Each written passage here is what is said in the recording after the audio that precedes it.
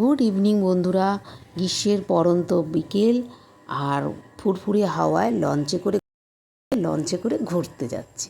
কোথায় যাচ্ছি অবশ্যই বলবো, ভিডিওটার সঙ্গে থেকো। খুব সুন্দর ভিডিও। আর ভিডিওটা ভালো লাগলে লাইক করো, শেয়ার করো, কমেন্ট করতে ভুলো না। আমার চ্যানেলে নতুন হলে চ্যানেলটাকে সাবস্ক্রাইব করে দিও। আচ্ছা বলো তো, এই দেখো রেডি হয়ে কিন্তু বেরিয়ে পড়েছি। কোথায়? আমাদের উত্তরপাড়া ফেরিঘাটে। ফেরিঘাট হয়ে লঞ্চ ধরবো। আর লঞ্চ ধরে কোথায় পৌঁছে যাব সেটা জানতে হলে পুরো ভিডিওটা দেখতে হবে। তো যাই হোক, দেখো কি সুন্দর বিকেলবেলা, আর গঙ্গায় ঢেউ খেলে চলেছে, ফুরফুরে বাতাস। এর আগে দুদিন এত বৃষ্টি হচ্ছিল যে বেরোতেই পারিনি। আজকে মনে মনে ঠিক করেছিলাম যাই হয়ে যাক, আজকে আমরা বেরোবই। ওই যে দূরে দেখছো বালি ব্রিজ, তার পাশেই দক্ষিণেশ্বর মন্দির। আর এখন আমরা চলে এসেছি আড়িয়াদহ ফেরিঘাটে। আড়িয়াদহ ফেরিঘাট হয়ে দ্রুত পায়ে এগিয়ে চললাম। বেশ অনেক দিন ধরেই এই জায়গাটার নাম শুনছিলাম, আসা আর হচ্ছিল না। আর এখানে এসেই প্রথমেই দর্শন করে নিলাম মুক্তকেশী কালী মায়ের। এখানে আশেপাশে অনেকগুলো মন্দির আছে, প্রত্যেকটাই তোমরা ভিজিট করো। আমি যেহেতু এখানে আগে এসেছি তো প্রত্যেকটা মন্দিরে গেলাম না। আর এখানে কিন্তু রয়েছে আড়িয়াদেহ শ্মশান, যেখানে হচ্ছে ইলেকট্রিক চুল্লিতে সব দেহ দাহ করা হয়। এই জায়গাটা একটুখানি মানে আমার মেশি লাগে, খুব নোংরা মনে হয়। তো যদিও এখন এই নতুন জায়গাটার জন্য অনেকটাই পরিষ্কার হয়েছে। দ্রুত পায়ে আমি চলে যাব। এই শ্মশানের আশেপাশে যে কটা মন্দির আছে খুব সুন্দর, তোমরা ঘুরে যেও। ঘুরতে ঘুরতে আমি মেন জায়গায় চলে এসেছি, শ্রী স্বামীজি দেখো কাঠে।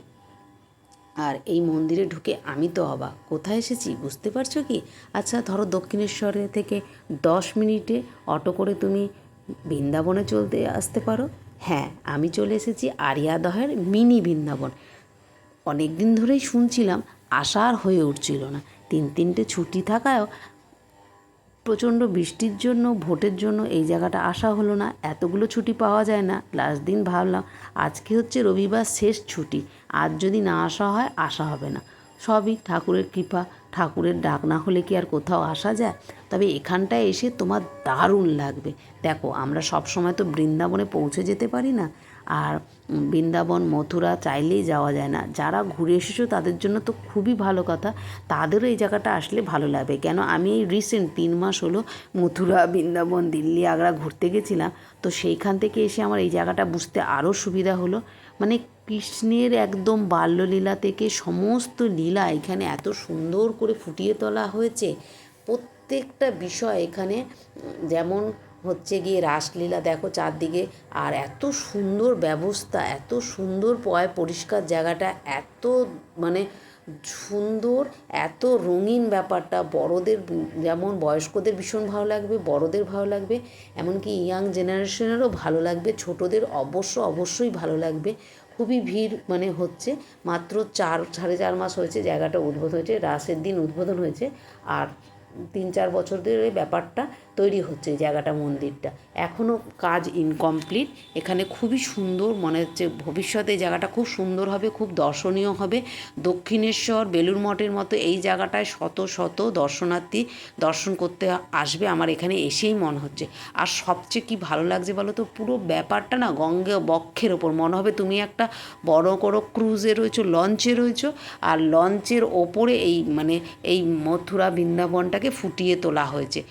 খুব সুন্দর প্রত্যেকটা লীলা এখানে ফুটিয়ে তোলা হয়েছে। প্রত্যেকটা বিষয় হিন্দি, বাংলা, ইংরাজিতে লেখা রয়েছে। তো আজকে আমার একটুখানি ক্যামেরায় সমস্যা হয়েছে, তো ছবিটা ঠিক সেইভাবে ফুটিয়ে তুলতে পারিনি।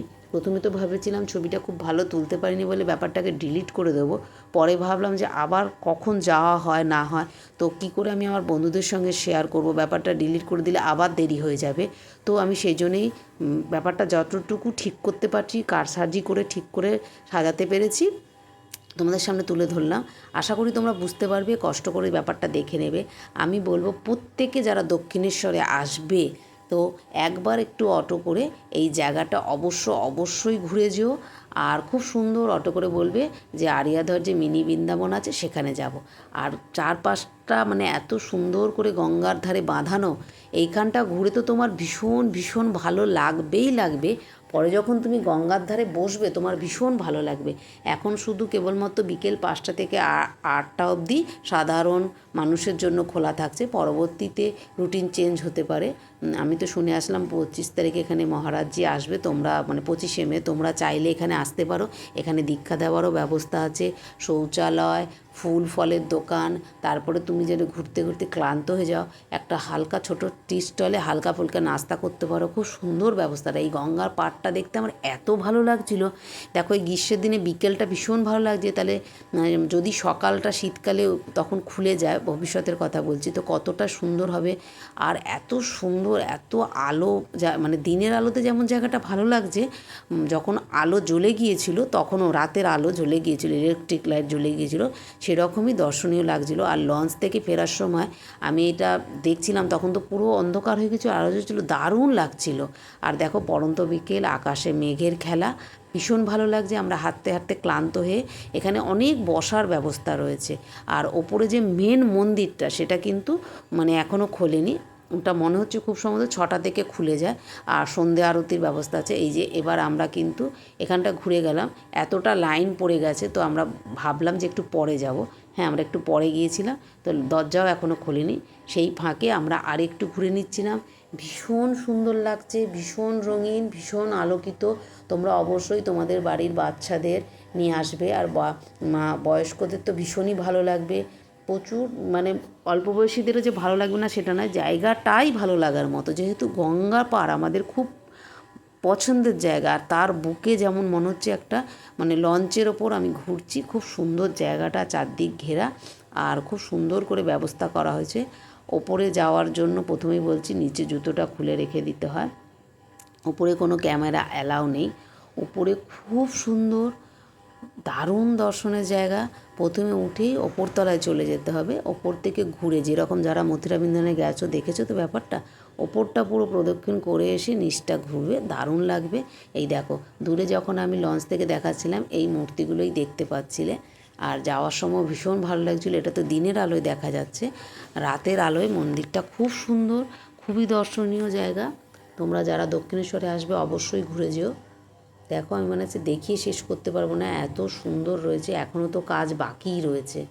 এই জায়গাটা আগেও এসেছি, জায়গাটা মানে একটু ঘুপচি মতো হয়েছিল, মানে আরিয়াদা থেকে নেমেই বা হাতে অটো স্ট্যান্ডে না গিয়ে ডান হাতে আসলেই তোমরা দেখতে পাবে, যেদিকে মানে ইলেকট্রিক শবদেহ পোড়ানোর জায়গাটা আছে সেই জায়গাটা ডান দিকে যাবে। আরিয়াদহ ঘাটে নেমে ডান দিকে হাঁটলেই তোমরা এই মন্দিরটায় চলে আসতে পারো। তো আমরা এই দেখো বড় একটা ভোলে বাবার স্ট্যাচু রয়েছে, তো সেইখানটা থেকে বসে আমরা, যেহেতু মন্দির এখনও খোলেনি, হালকা চা কফি এইগুলো নিয়ে নিলাম।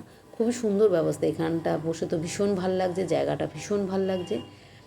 শীতকালে জানি না সকালের দিকে সাধারণ জনসাধারণকে ঢুকতে দেবে কিনা, তো শীতকালে যদি এরকম গঙ্গা বক্ষে একটা জায়গায় বসা যায় তো ভীষণই ভালো। আর গ্রীষ্মের বিকেলটাও তো ভীষণ ভালো লাগছে।